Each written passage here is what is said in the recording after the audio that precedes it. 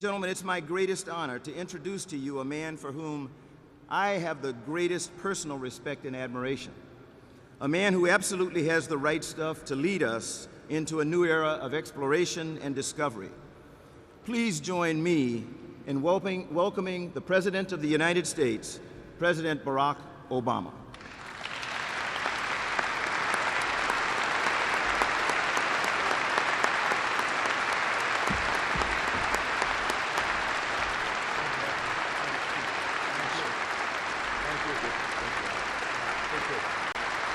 Thank you, everybody. Thank you. Thank you so much. Thank you, everybody. Please have a seat. Thank you. I want to thank Senator Bill Nelson and NASA Administrator Charlie Bolden for their extraordinary leadership. I want to recognize Dr. Buzz Aldrin as well, who's in the House.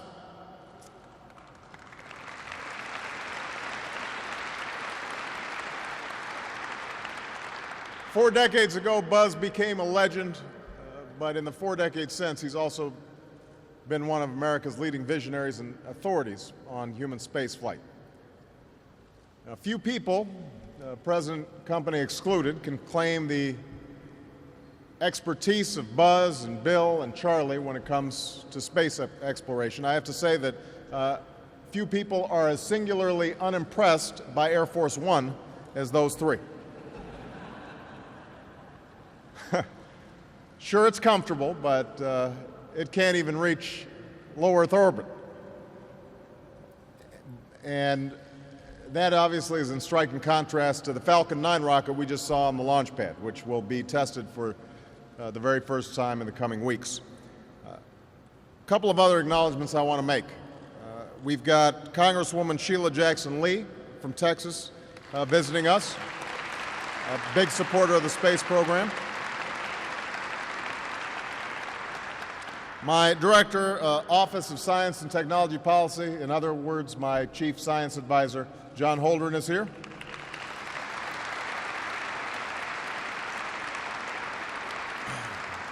And most of all, I want to acknowledge your Congresswoman, Suzanne Cosmos, because every time I meet with her, including the flight down here, she reminds me of how important our NASA programs are and how important this facility is. And she is fighting for every single one of you and for her district and for the jobs in her district. And you should know that you've got a great champion in Congresswoman Cosmos. Please give her a big round of applause.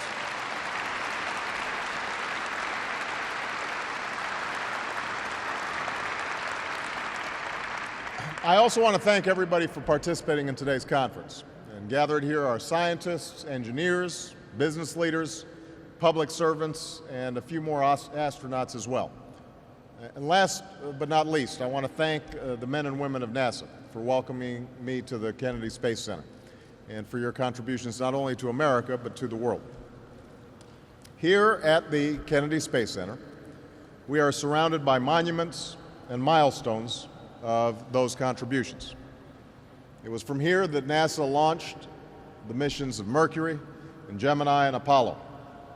It was from here that Space Shuttle Discovery, piloted by Charlie Bolden, carried the Hubble telescope into orbit, allowing us to plumb the deepest recesses of our galaxy. And I should point out, by the way, that in my private office, just off the Oval, I've got the picture of Jupiter from the Hubble. So thank you, Charlie, for helping to decorate my office. It was from here that men and women, propelled by sheer nerve and talent, set about pushing the boundaries of humanity's reach. That's the story of NASA.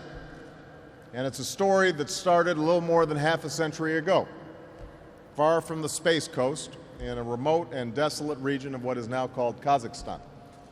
Because it was from there that the Soviet Union launched Sputnik, the first artificial satellite to orbit the Earth, which was little more than a few pieces of metal with a transmitter and a battery strapped to the top of a missile.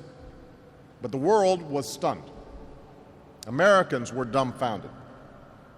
The Soviets, it was perceived, had taken the lead in a race for which we were not yet fully prepared. But we caught up very quickly. President Eisenhower signed legislation to create NASA and to invest in science and math education from grade school to graduate school. In 1961, President Kennedy boldly declared before a joint session of Congress that the United States would send a man to the moon and return him safely to the Earth within a decade. And as a nation, we set about meeting that goal, reaping rewards that have, in the decades since, touched every facet of our lives. NASA was at the forefront. Many gave their careers to the effort, and some have given far more. In the years that have followed, the space race inspired a generation of scientists and innovators, including, I'm sure, many of you. It's contributed to immeasurable technological advances that have improved our health and well-being, from satellite navigation to water purification, from aerospace manufacturing to medical imaging. Although I have to say, during a meeting right before I came out on stage, somebody said, you know, it's more than just Tang, and I had to point out I actually really like Tang. I thought that was very cool. And leading the world to space helped America achieve new heights of prosperity here on Earth, while demonstrating the power of a free and open society to harness the ingenuity of its people. And on a personal note, I have been part of that generation so inspired by the space program. 1961 was the year of my birth, the year that Kennedy made his announcement. And one of my earliest memories is sitting on my grandfather's shoulders, waving a flag as astronauts arrived in Hawaii. For me, the space program has always captured an essential part of what it means to be an American, reaching for new heights, stretching beyond what previously did not seem possible. And so as president, I believe that space exploration is not a luxury, it's not an afterthought in America's quest for a brighter future. It is an essential part of that quest. So today I'd like to talk about the next chapter in this story. Now, the challenges facing our space program are different, and our imperatives for this program are different than in decades past. We're no longer racing against an adversary. We're no longer competing to achieve a singular goal like reaching the moon. In fact, what was once a global competition has long since become a global collaboration. But while the measure of our achievements has changed a great deal over the past 50 years, what we do or fail to do in seeking new frontiers is no less consequential for our future in space and here on Earth. So let me start by being extremely clear. I am 100% committed to the mission of NASA and its future. Because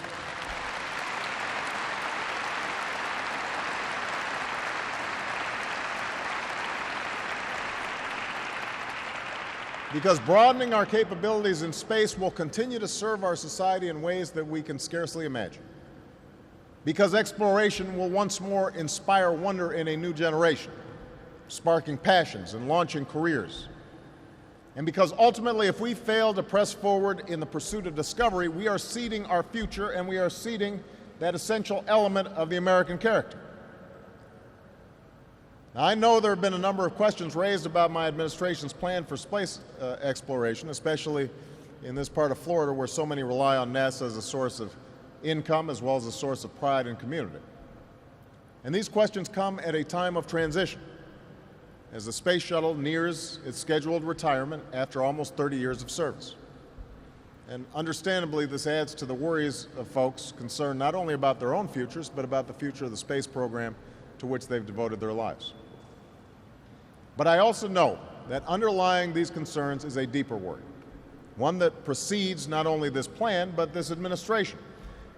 It stems from the sense that people in Washington, driven sometimes less by vision than by politics, have for years neglected NASA's mission and undermined the work of the professionals who fulfill it. We've seen that in the NASA's budget, which has risen and fallen with the political winds. But we can also see it in other ways, in the reluctance of those who hold office to set clear, achievable objectives, to provide the resources to meet those objectives, and to justify not just these plans, but the larger purpose of space exploration in the 21st century. All that has to change. And with the strategy I'm outlining today, it will. We start by increasing NASA's budget by $6 billion over the next 5 years.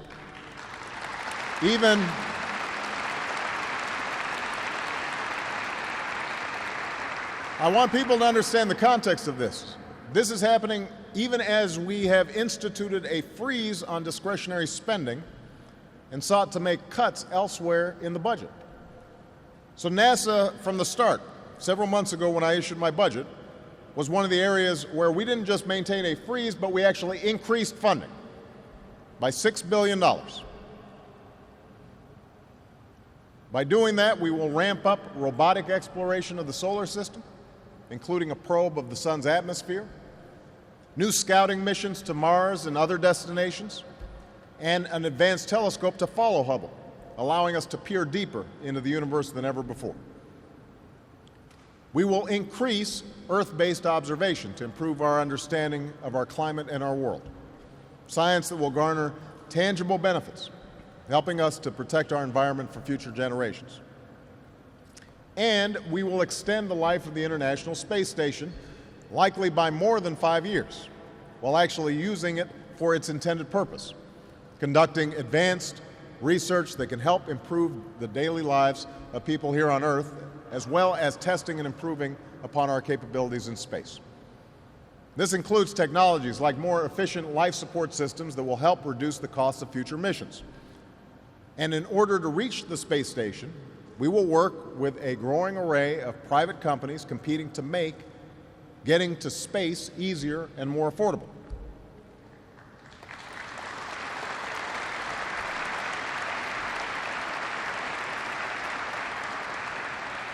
Now, I recognize that some have said it is unfeasible or unwise to work with the private sector in this way. I disagree. The truth is, NASA has always relied on private industry to help design and build the vehicles that carry astronauts to space, from the Mercury capsule that carried John Glenn into orbit nearly 50 years ago, to the Space Shuttle Discovery currently orbiting overhead.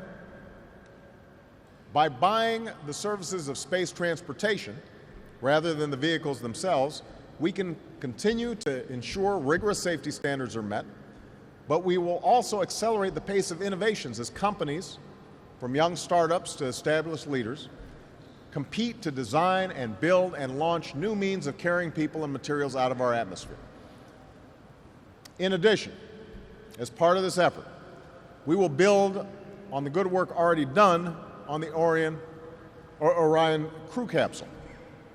I've directed Charlie Bolden to immediately begin developing a rescue vehicle using this technology, so we are not forced to rely on foreign providers if it becomes necessary to quickly bring our people home from the International Space Station.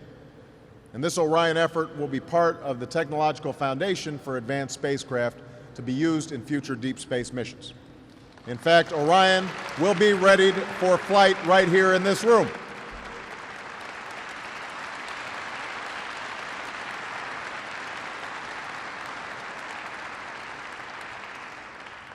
Next, we will invest more than $3 billion to conduct research on an advanced heavy-lift rocket, a vehicle to efficiently send into orbit the crew capsules, propulsion systems, and large quantities of supplies needed to reach deep space. In developing this new vehicle, we will not only look at revising or modifying older models, we want to look at new designs, new materials, new technologies that will transform not just where we can go, but what we can do when we get there. And we will finalize a rocket design no later than 2015 and then begin to build it.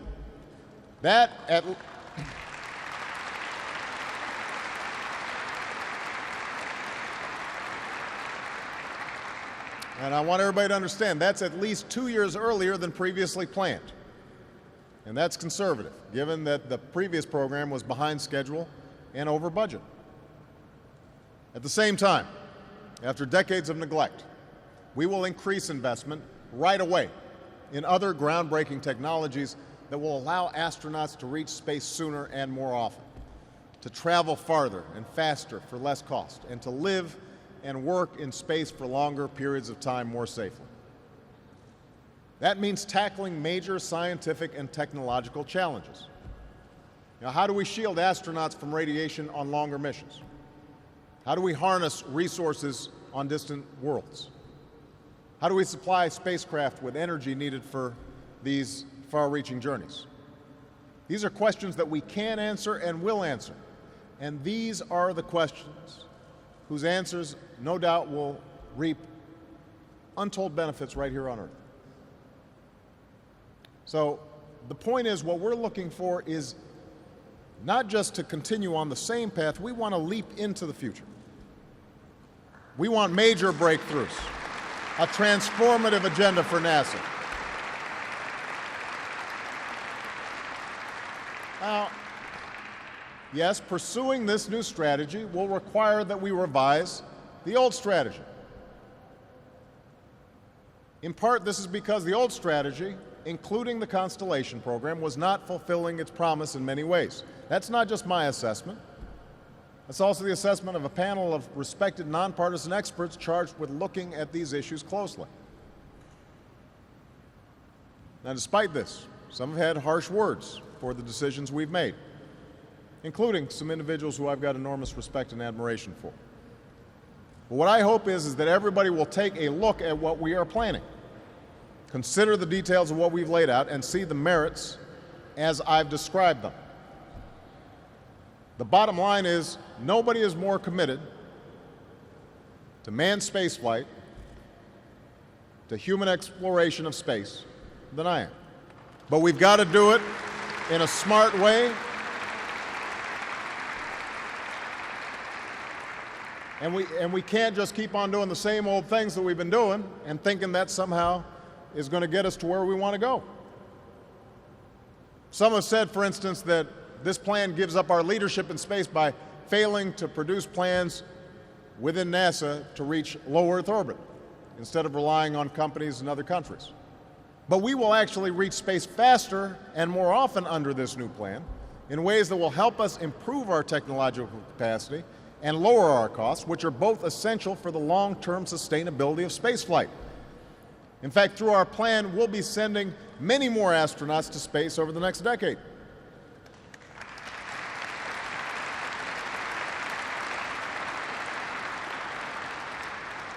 There are also those who've criticized our decision to end parts of Constellation as one that will hinder space exploration below low Earth orbit.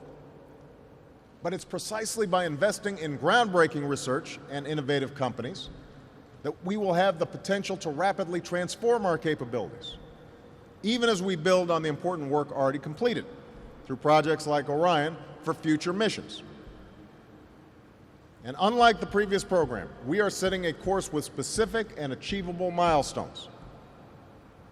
Early in the next decade, a set of crewed flights will test and prove the systems required for exploration beyond low Earth orbit.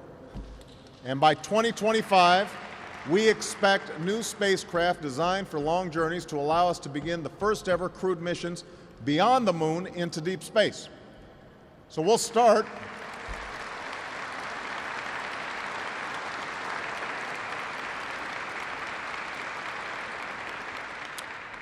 by sending astronauts to an asteroid for the first time in history.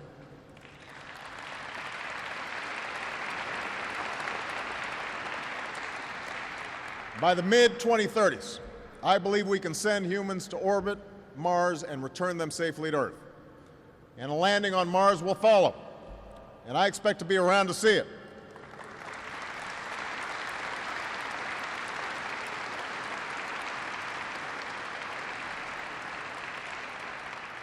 But I want to repeat this. Critical to deep space exploration will be the development of breakthrough propulsion systems and other advanced technologies. So I'm challenging NASA to break through these barriers. And we'll give you the resources to break through these barriers. And I know you will, with ingenuity and intensity, because that's what you've always done. Now,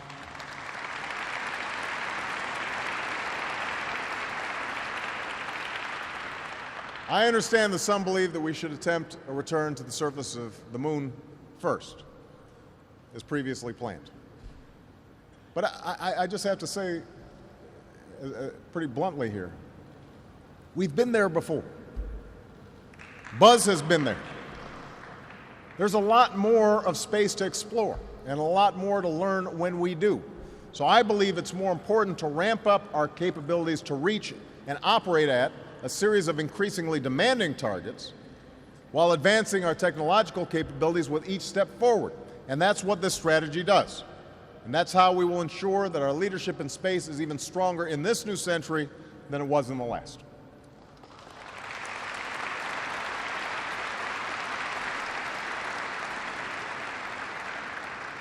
Now, finally, I want to say a few words about jobs.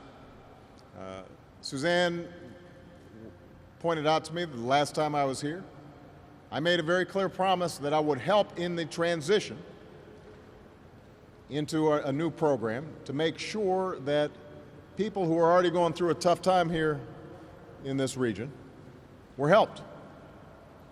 And despite some reports to the contrary, my plan will add more than 2,500 jobs along the Space Coast in the next 2 years compared to the plan under the previous administration. So I want to make that point.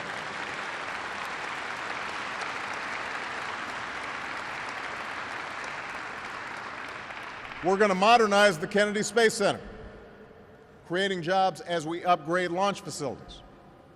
And there's potential for even more jobs as companies in Florida and across America compete to be part of a new space transportation industry. And some of those industry leaders are here today. This holds the promise of generating more than 10,000 jobs nationwide over the next few years. And many of these jobs will be created right here in Florida because this is an area primed to lead in this competition. Now, it's true. There are Floridians who will see their work on the shuttle end as the program winds down. This is based on a decision that was made 6 years ago, not 6 months ago.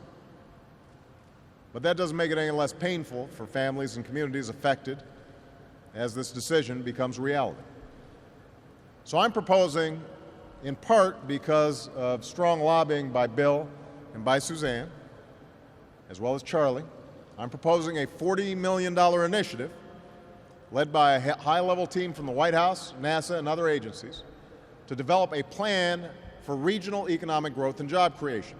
And I expect this plan to reach my desk by August 15th.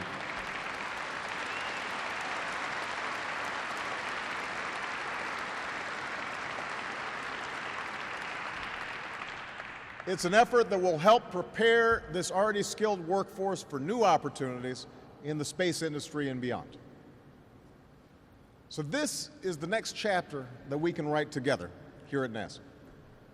We will partner with industry. We will invest in cutting-edge research and technology. We will set far-reaching milestones and provide the resources to reach those milestones. And step by step, we will push the boundaries not only of where we can go, but what we can do. Now, 50 years after the creation of NASA, our goal is no longer just a destination to reach. Our goal is the capacity for people to work and learn and operate and live safely beyond the Earth for extended periods of time, ultimately in ways that are more sustainable and even indefinite. And in fulfilling this task, we will not only extend humanity's reach in space, we will strengthen America's leadership here on Earth. And I'll close by saying this. I know that some Americans have asked a question that's particularly apt on tax day. Why spend money on NASA at all? Why spend money solving problems in space when we don't lack for problems to solve here on the ground? And obviously our country is still reeling from the worst economic turmoil we've known in generations. We have massive structural deficits that have to be closed in the coming years. But you and I know this is a false choice. We have to fix our economy. We need to close our deficits, but for pennies on the dollar, the space program has fueled jobs and entire industries. For pennies on the dollar, the space program has improved our lives, advanced our society, strengthened our economy, and inspired generations of Americans. And I have no doubt that NASA can continue to fulfill this role. But that is why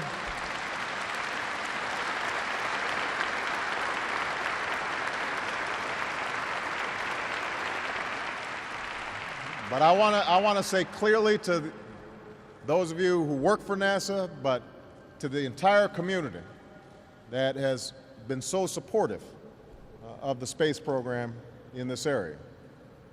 That is exactly why it's so essential that we pursue a new course and that we revitalize NASA and its mission, not just with dollars, but with clear aims and a larger purpose. A little more than 40 years ago, astronauts descended the 9-rung ladder of the lunar module called Eagle and allowed their feet to touch the dusty surface of the Earth's only moon. This was the culmination of a daring and perilous gambit, of an endeavor that pushed the boundaries of our knowledge, of our technical prowess, of our very capacity as human beings to solve problems. It wasn't just the greatest achievement in NASA's history, it was one of the greatest achievements in human history. And the question for us now is whether that was the beginning of something or the end of something. I choose to believe it was only the beginning. So thank you. God bless you, and may God bless the United States of America. Thank you.